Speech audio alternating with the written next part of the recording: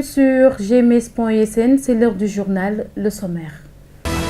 La tension a atteint son paroxysme à 24 heures du vote du projet de loi portant sur le parrainage électoral. La classe politique sénégalaise est plus que jamais divisée sur la question. Pouvoir et opposition rament à contre-courant. Grogne dans la santé, les blouses blanches ont décrété un mouvement d'humeur de 24 heures pour réclamer des arriérés de salaire des agents contractuels des programmes Cobra et JICA. Vous aurez la réaction du secrétaire général du SUTSAS sous-section hôpital régional de Ziguinchor dans la rubrique santé de Rokhaya Bey. Bienvenue et merci de vous informer sur gms.sn. La loi sur le parrainage divise la classe politique sénégalaise et le Conseil national de la jeunesse craint que les politiques se servent de la jeunesse pour arriver à leur fin. Les jeunes de Bignona sont ainsi invités par les responsables nationaux de la dite structure à refuser de tomber dans le piège des hommes politiques. Cheikh Amadou Koli, délégué du Conseil national de la jeunesse de Bignona, que je vous propose d'écouter au micro de Lamine Badia. Le projet de loi sur le parrainage fait l'objet de vives polémiques partout à travers le pays. Si certains pensent que ça doit passer, pour rejoindre la teneur consolidante de ce projet, tant chanté par le garde des Sceaux, non moins universitaire émérite, et controversé Ismaïla Madior Fall, pour d'autres, par contre, c'est une atteinte à notre démocratie. En effet, nous, jeunesse porteuses d'espoir et relève de demain, devons posséder une très grande maturité afin de ne pas brûler, encore moins anéantir nos lois et règles qui jusque-là font de notre Sénégal un beau pays, havre de paix et de concorde. C'est la raison pour laquelle le Conseil national de la jeunesse lance un message fort à cette jeunesse sénégalaise issue des villes et des campagnes, qui est une jeunesse bien éduquée, bien formée, de ne pas se laisser instrumentaliser ni influencer par les acteurs politiques sur la question du parrainage. Le Conseil national de la jeunesse également appelle aux acteurs politiques de méditer sur les priorités du peuple, entre autres la demande sociale et l'emploi des jeunes, j'en passe. Chère jeunesse, chers jeunes du Sénégal, nous avons des valeurs à respecter et des normes à obéir, mais aussi appelés à être des modèles demain et aujourd'hui. Donc une question de responsabilité s'impose. Donc ne perdons pas de vue que les hommes passent et les institutions demeurent. Cultivons la conscience citoyenne et l'esprit de discernement. Refusons d'être les boucliers de la masse politicienne qui, pour la plupart, sont en droite ligne à la retraite politique. L'adoption du projet de loi sur le parrainage électoral de ce jeudi défraie la chronique à Dakar.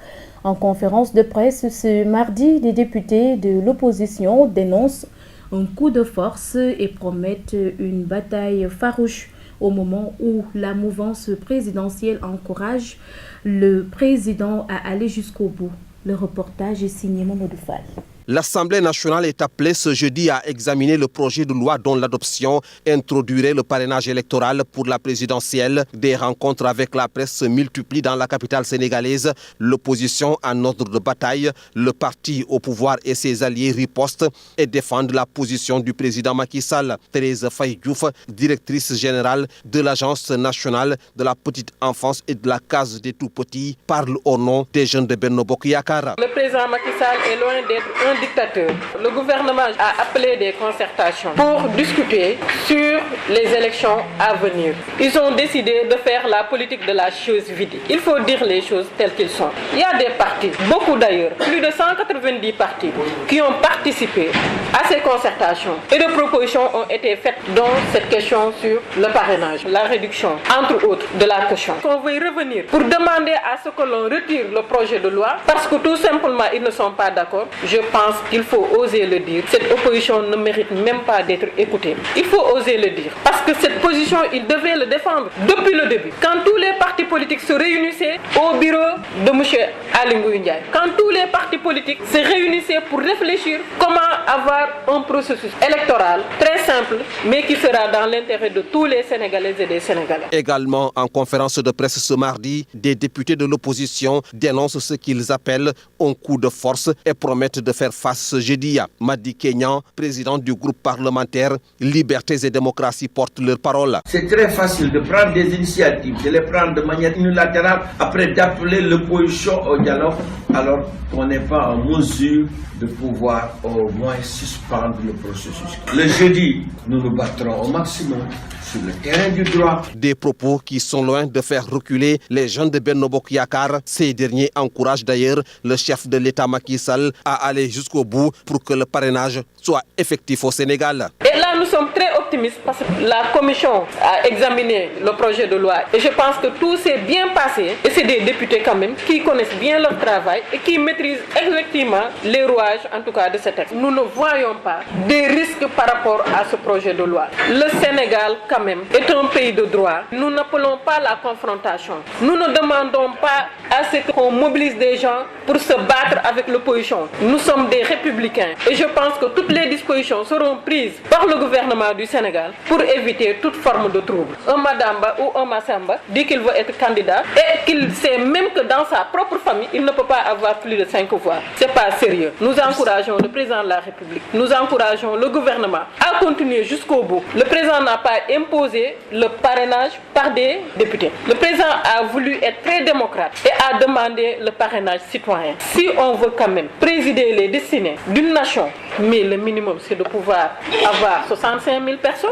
Le refuser quand même, ça veut dire que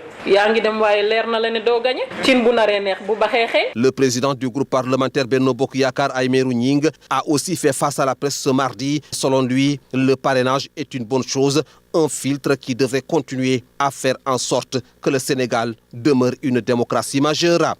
Les élèves du public de la commune de Ziguinchor ont encore délogé ce mercredi matin leurs camarades du privé. Ces potages ne supportent plus que les enseignants leur quittent pour aller dispenser des cours dans les écoles privées. Baïnias Ndao, porte-parole du jour, au micro de Sissa Okoud. Parce que les professeurs, ils décrètent ici et ils partent au privé pour faire des cours. Et ça, c'est pas normal. Parce que ce sont les élèves qui font les mêmes épreuves que nous au baccalauréat. C'est pour cela qu'on décrète pour aller faire sortir les privés.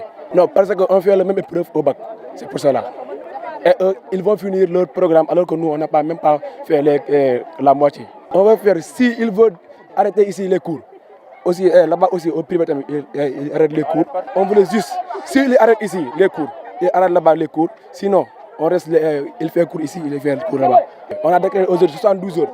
Demain aussi, on va venir pour regarder les écoles qui font cours, oui, pour les faire sortir. La dynamique de paix en Casamance a organisé ce mardi un forum de la jeunesse pour sensibiliser et conscientiser les jeunes à s'impliquer davantage dans l'engagement civique. Cette rencontre, qui a été présidée par le préfet de Ziguinchor, a vu la participation de plusieurs jeunes venus des écoles, des institutions et même des mouvements associatifs. Le compte-rendu est signé Rokhayabey. Jeunes, engagement civique et participation à la gestion des affaires publiques est le thème du forum de la jeunesse organisé par la dynamique de paix en Casamance. Mamadou Nia Diallo, chargé des programmes au niveau de la DPC, revient sur la pertinence de ce forum. Vu qu'à chaque fois qu'il y a des élections, c'est toujours les jeunes qui sont sur le terrain. Et d'habitude, avec le meeting des candidats, il y a toujours des affrontements. On s'est dit qu'il vaut mieux sensibiliser les jeunes, à les pousser à réagir d'une manière vraiment civilisée, sans qu'il y ait de problème, sans gaspillage. Parce qu'à chaque fois qu'il y a de gaspillage, on s'attaque au bien public. C'est pourquoi on s'est dit qu'il est bien important de sensibiliser les jeunes sur la gestion des affaires publiques. Car quand on détruit les affaires publiques, on n'a pas détruit les affaires communes, on a détruit nos affaires parce que c'est notre bien. Voilà, c'est dans ce contexte qu'on a réfléchi à organiser ce forum. Le président du Conseil régional de la jeunesse qui a pris part à ce forum salue cette initiative et invite les jeunes à contribuer au développement de leur pays. Comme je l'ai dit, aujourd'hui les jeunes doivent être au cœur de la gestion des affaires publiques parce que ces affaires leur concernent aujourd'hui et il doit leur préserver également ces affaires-là pour demain, pour le futur. Donc les renforcer, les sensibiliser, et les faire comprendre l'importance de ces affaires publiques et de leur gestion, je pense qu'il y a une meilleure chose. La dynamique de paix en Casamance ne compte pas s'arrêter en si bon chemin. La DPC va organiser d'autres forats dans les 3 régions de la Casamance naturelle pour continuer de sensibiliser les jeunes à participer au développement de leur pays. Le préfet de Ziguinchor, qui a présidé ce forum, invite les jeunes à plus de responsabilités dans la gestion des affaires publiques. Ibra Fall a par ailleurs salué cette initiative de la dynamique de paix en Casamance. Jeudi dernier, nous avons tous assisté à ce qui s'est passé, des actes que nous regrettons. Et c'est le lieu pour moi de lancer un appel à la jeunesse. Et je crois savoir que c'est l'un des objectifs majeurs de ce forum. C'est de rassembler un échantillon représentatif de cette jeunesse, une jeunesse saine, pour échanger avec eux autour des idéaux, autour de l'idéal national que constitue l'intérêt général. L'intérêt général, c'est la chose publique. L'intérêt général, c'est l'engagement citoyen, c'est le don de soi, de la jeunesse. Cette jeunesse, alors caractérisée par son dynamisme, par l'énergie qu'elle dégage.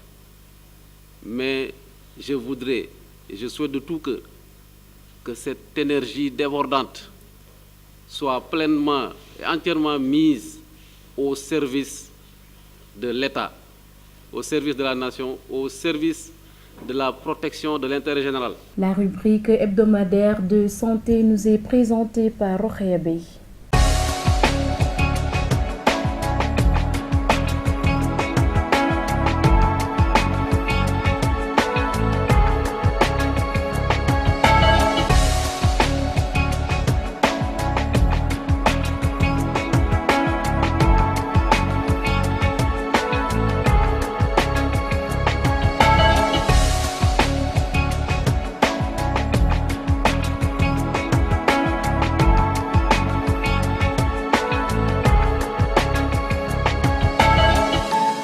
Mercredi 18 avril 2018, bienvenue dans votre rubrique santé.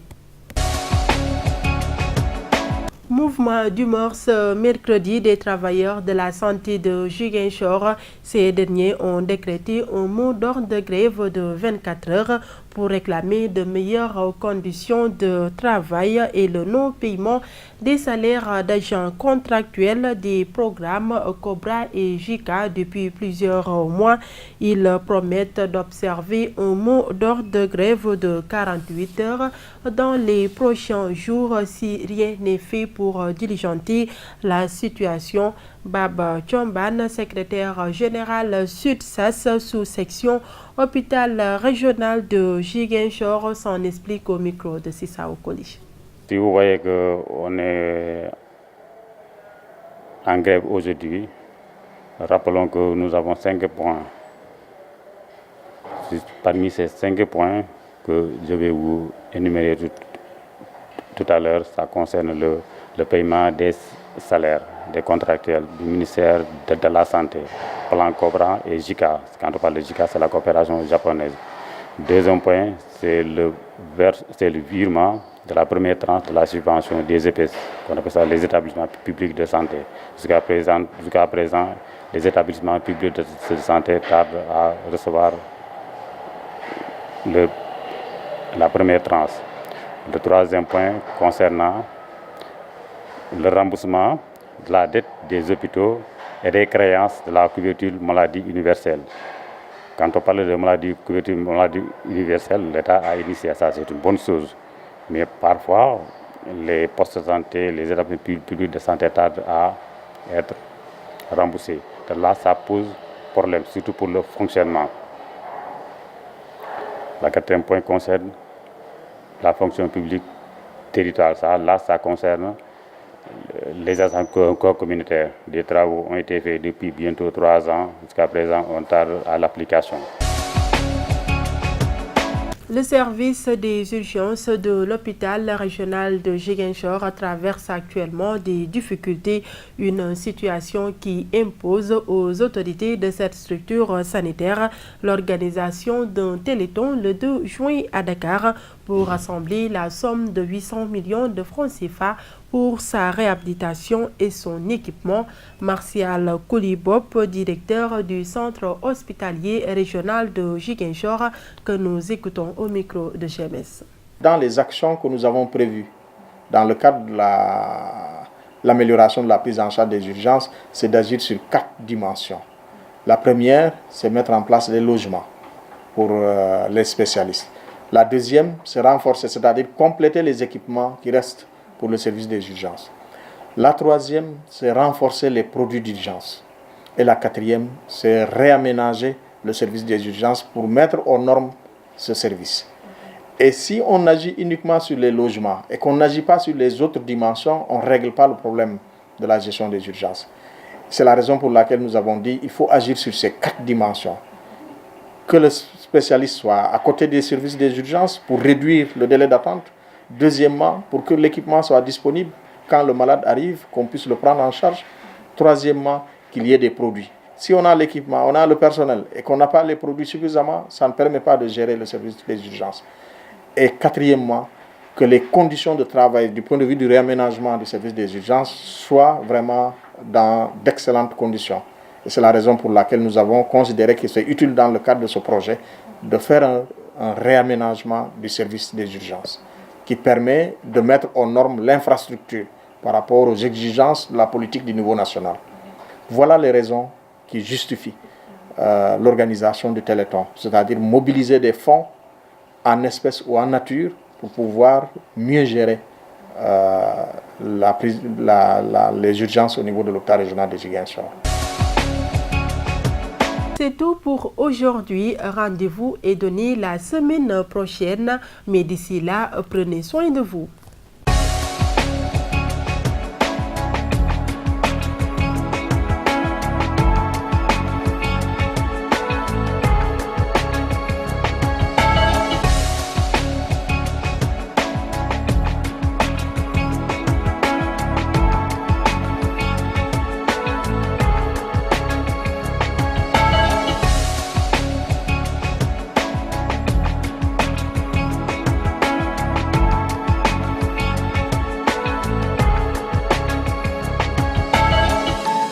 La page des sports à présent et nous est présentée par Mafou Kouyaté.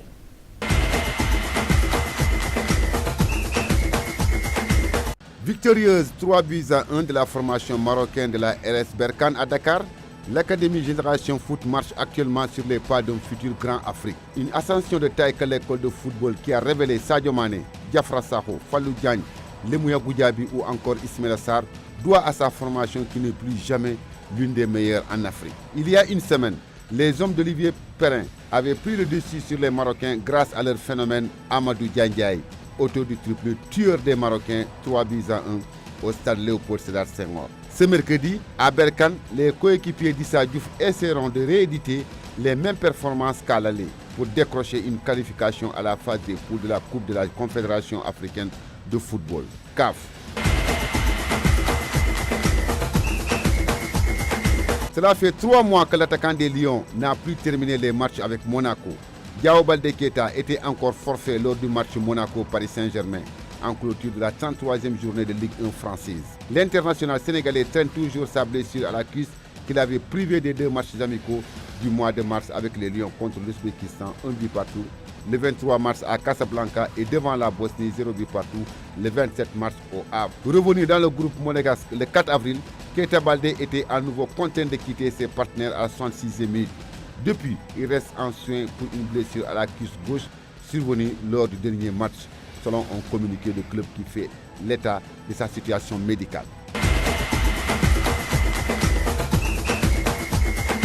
Rentré au match nul, 2 buts partout par le Celta Vigo, le Barça a aligné un 11 chamboulé en vue de la finale de la Coupe du Roi le week-end prochain. En choisissant de faire tourner son effectif afin de préparer au mieux la finale de la Coupe du Roi, samedi face au FC Sevilla, Ernesto Valverde a indiqué une équipe comme le Barça n'en avait plus connu depuis plus de 16 ans. Désiré de mettre au repos plusieurs cadres de l'équipe, parmi lesquels Lionel Messi, Gérard Piqué, Sergio Busquets et André Iniesta, l'entraîneur barcelonais a en effet aligné un 11 composé de Sertigan, Semedo, Yerry Mina, Vermaelen, Digne, Gomez, Paulinho, Coutinho, Denis, Alcacer et Dembélé, soit une équipe sans le moindre joueur formé au club. Une rareté au Barça puisqu'ils font donc remonter au 6 avril 2002 et à un match face à l'Athletic Bilbao pour retrouver un 11 sans le moindre joueur passé par la Masia.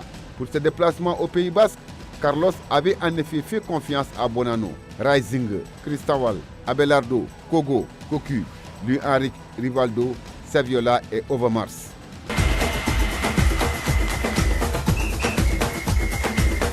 L'attaquant volé du Paris Saint-Germain, le Brésilien Neymar, en convalescence jusqu'au 17 mai, estime qu'il n'y aura assez de temps pour se préparer pour la Coupe du Monde lors d'un événement promotionnel à Sao Paulo. Allons voir ce qui se passe en bref et en images au Nigeria, à Cuba et au Moyen-Orient. Au Nigeria, un total de 276 filles avaient été enlevées le 14 avril 2014 dans leur internat de Chibok, dont 57 ont réussi à s'échapper juste après. Depuis, 107 filles ont été retrouvées, libérées ou se sont échappées suite à des négociations du gouvernement avec Boko Haram. Ce n'est pas la première fois que des rumeurs sur leur mort supposée circulent. En août 2016, Boko Haram avait diffusé une vidéo montrant une cinquantaine de prisonnières. Un homme armé et masqué déclarait alors que plusieurs d'entre elles sont mortes des suites d'un bombardement aérien. Les parents des lycéennes restées en captivité n'ont cessé de réclamer la vérité sur ce qui était arrivé à leurs enfants.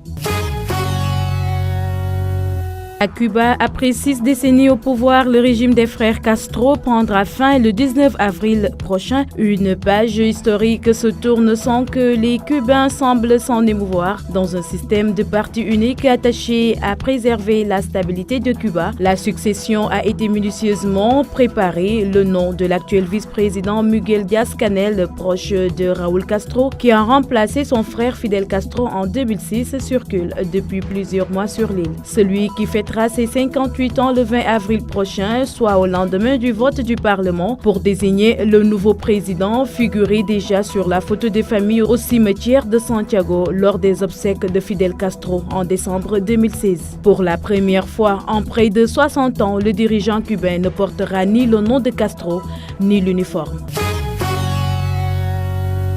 Au Moyen-Orient, les enquêteurs de l'OAIC devraient commencer leur travail dans la ville de Douma. Selon les autorités russes et syriennes, la ville au nord de Damas a été la cible il y a plus de 10 jours d'une attaque chimique supposée. Les experts de l'OAIC ont débuté leur mission dimanche, mais n'avaient pas encore pu se rendre à Douma. L'ambassadeur syrien auprès des Nations Unies, Bachar Jafari, a déclaré qu'il attendait un feu vert d'une équipe de sécurité de l'ONU. La revue des quotidiens parue ce 18 avril nous est présentée par Mohamedou Salif Ndiaye.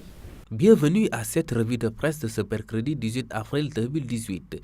La tension à 24 heures du vote du projet de loi portant sur le parrainage électoral et le verdict de la condamnation de Barthélémy Diaz pour outrage à magistrat s'offre les manchettes des quotidiens parvenus ce matin. Veillée d'armes, c'est le titre qui barre la une de l'As quotidien à propos du projet de loi sur le parrainage. Le journal rapporte les réactions des deux camps. Selon El Hadji Issa Sall, cette loi n'est pas négociable, elle est anticonstitutionnelle. Aymérou Gningue prend le contre-pied et martèle que toutes les conditions sont réunies pour voter la loi. Quant à Pierre Goudiaby Atepa, il demande au président de reporter le vote. Toujours à la une de l'As, Pape Mayel Thiam, l'administrateur de l'APR, enfonce le clou en ces termes. Le 19 avril n'est pas le temps de la rue, mais de l'Assemblée nationale. Vox Populi aussi reprend le même titre, Veillée d'armes, demain jeudi de tous les dangers. La publication nous renseigne que la police et la gendarmerie déploient les grands moyens. Nos confrères nous informent que la police mobilise tous ses éléments et reçoit le renfort de 1000 gémis de caisse et la gendarmerie sort l'artillerie lourde. Vox Populi révèle aussi que le pouvoir et l'opposition affûtent leur stratégie pour le vote de la loi sur le parrainage. Les quotidiens sont également revenus sur le verdict du procès du maire de Mermoz-Sacré-Cœur condamné à 6 mois ferme de prison. Enquête titre Barth joue et perd. À cette peine de prison, renseigne le journal, s'ajoute une sanction pécuniaire de 100 000 francs CFA. Enquête indique que son avocat, Maître El Hadj Diouf, n'est pas d'accord avec cette décision et annonce qu'il va interjeter appel pour infirmation de ce verdict. L'avocat déclare dans la même publication « Il n'est pas normal de jeter ses adversaires politiques en prison.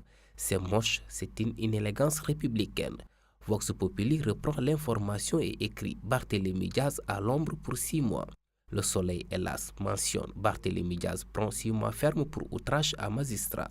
En sport, Stade Quotidien s'intéresse aux blessures à répétition de l'artificier de Monaco et titre « Keita Baldé inquiétant ».